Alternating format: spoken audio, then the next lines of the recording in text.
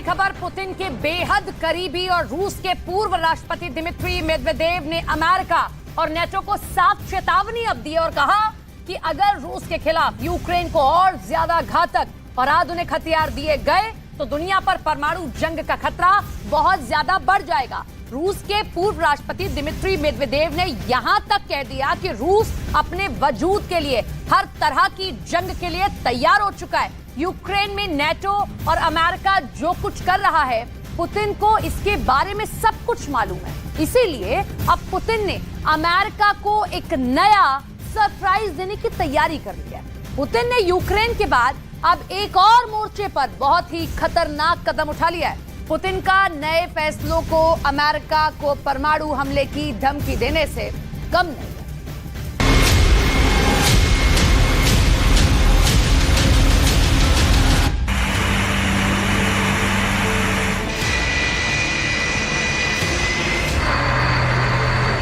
पूर्वी रूस का एक सीक्रेट एयरबेस, यहां पर व्लादिमीर पुतिन का एक ऑर्डर आया और पूरा एयरबेस एक्टिव हो गया।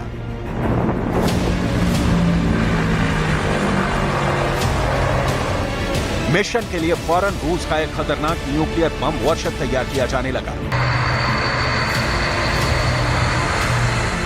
यह पुतिन का बहुत ही पावरफुल शो है जो दुनिया में बहुत से देशों की धड़कनें बढ़ाने वाला है। पुतिन का परमाणु हमले का लॉन्चिंग पैड एक्टिव हो गया है। क्या पुतिन का मिसाइल वाला बड़ा ऑर्डर भी जल्द आने वाला है? ऐसी बातें इसलिए क्योंकि ये तस्वीरें साबित कर रही हैं कि यूरोप के बाद दो और बड़े वॉर जोन वाला डर सेटअप पर आ गया है। पुतिन ने यूरोप के बाद एशिया पैसिफिक क्षेत्र में भी अपने परमाणु बम वर्षक का इस्तेमाल शुरू कर दिया है।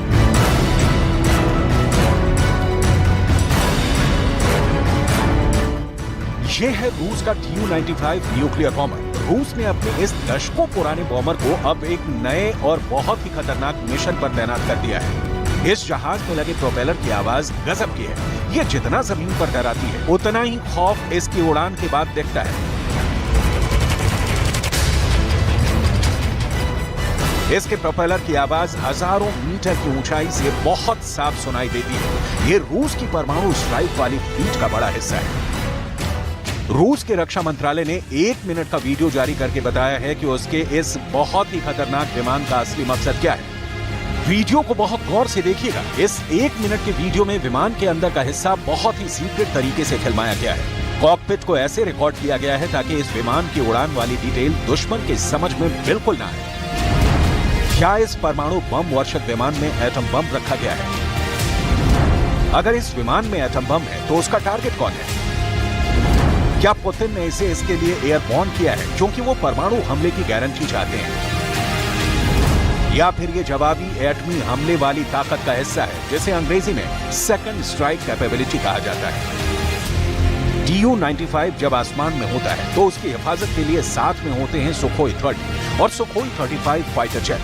ये दोनों जेट इस विमान को एस्कॉर्ट करते हैं ताकि दुश्मन के विमान रूस के इस बम वर्षक से दूर रहें। आप इसे पुतिन के आसमानी बॉडीगार्ड भी कह सकते हैं जो किसी भी हालात के लिए हमेशा तैयार रहते हैं। इनकी एयर टू एयर मिसाइल देखी जा सकती है, यानी ये दुश्मन के विमान को मार गिराने के लिए पूरी तरह तैयार है। पूर्वी रूस के सीक्रेट एयरबेस से शुरू हुई इस खतरनाक उड़ान का अंजाम क्या होगा कोई नहीं जानता, लेकिन ये जहाज जहां से गुजरेगा उसकी कुछ जानकारी मिल रही है। ये जहाज 13 घंटे के एक मिशन पर है और ये बेरिंग सागर से होकर गुजर रहा है, यानी अमेरिका के अलास्का को छूते हुए ये विमान प्रशांत महासागर की तरफ बढ़ रहा है। ये सीधा सीधा अमेरिका और जापान को चैलेंज है और पुतिन ने ये मिशन बहुत सोच समझ कर तैयार किया है। 13 घंटे की उड़ान पर अमेरिका और जापान की नजर बनी रही, वो भी इस विमान को लगातार ट्रैक करते रहे। आप इसे पुतिन का न्यूक्लियर चैलेंज कह सकते हैं, जिससे पूर्वी बॉर्डर पर अमेरिका और जापान के लिए रोंगटे खड़े होना लाजमी है। इसके बाद आती है बारी रिफ्यूलिंग की, क्योंकि टेक ऑफ के बाद लंबी दूरी के मिशन के लिए विमान को और ज्यादा ईंधन की जरूरत होती है, इसलिए टंकी को टॉप अप करने के लिए आगे पहुंच जाता है। रूस का टैंक विमान IL-78 और फिर उसमें से निकला पाइप Tu-95 के रिफ्यूलिंग पॉड से जुड़ जाता है और शुरू हो जाती है आसमान में ही रिफ्यूलिंग। ये दोनों विमानों के लिए बहुत ही खतरनाक पल होते हैं। कॉकपिट का वीडियो पूरी तरह ब्लर कर दिया गया है ताकि इसके फ्लाइट पाथ यानी हवाई रूट के अलावा इस विमान टारगेट के बारे में दुश्मन को कोई जानकारी न मिले। रूस के पास ऐसे 50 से भी ज्यादा बॉम्बर हैं, यानी पुतिन की न्यूक्लियर फोर्स बहुत ताकतवर है। ये बात अमेरिका भी बहुत अच्छी तरह से जानता है। रूस अब तक यूक्रेन में बिजी था, लेकिन अब उसने अपने पर फैलाने शुरू कर दिए हैं। लेकिन उसका ताजा चैलेंज यहाँ भी अमेरिका को ही है। रूस ये दिखाना चाहता है कि जिनपिंग अकेले नहीं है, और अगर इंडो पैसिफिक इलाके में अमेरिका ने चीन को परेशान किया तो रूस भी कुछ न कुछ जरूर करेगा। Tu-95 की यह खतरनाक उड़ान इस बात का भरोसा दिलाने की बहुत बड़ी कोशिश कही जाएगी। ये 650 किलोमीटर प्रति घंटे की रफ्तार से उड़ता है और रिफ्यूलिंग के बाद ये 8,500 किलोमीटर के दायरे में ऑपरेशन कर सकता है। ये 15,000 किलो के बम और मिसाइल लेकर उड़ सकता है। इसमें ऐसी मिसाइलें लगाई जा सकती हैं जिनकी रेंज 3,000 किलोमीटर तक है। ऐसे 50 बॉम्बर्स में से कई जहाज अब पुतिन ने जिनपिंग की रिक्वेस्ट पर अमेरिका, जापान और दक्षिण कोरिया के आसपास पेट्रोलिंग के लिए तैनात कर दिए हैं। इससे पहले भी रूस और चीन के परमाणु बम वर्षक विमान इस इलाके में साथ में ऑपरेट करते रहे हैं।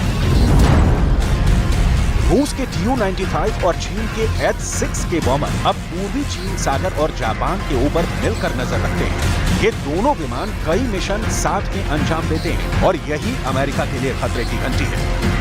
दो देशों के न्यूक्लियर बॉम्बर का इस तरह साथ उड़ना हवाई गश्त से ज्यादा धमकी मानी जाएगी, क्योंकि ये दोनों परमाणु हमले के लिए इस्तेमाल किए जा सकते हैं। इस बार Tu-95 बॉम्बर ने जब 13 घंटे तक लगातार उड़ान भरी तो इसका सबसे बड़ा मकसद ये था कि टोक्यो से लेकर वॉशिंगटन डीसी तक ये बात समझ में आ जाए कि रूस किसी भी मोर्चे पर पीछे हटने के लिए तैयार नहीं है। इससे पहले जून में जब रूस और चीन के विमानों ने ज्वाइंट पेट्रोलिंग की थी, तब उनको एस्कॉर्ट कर रहे सुखोई विमानों का सामना जापान के फाइटर जेट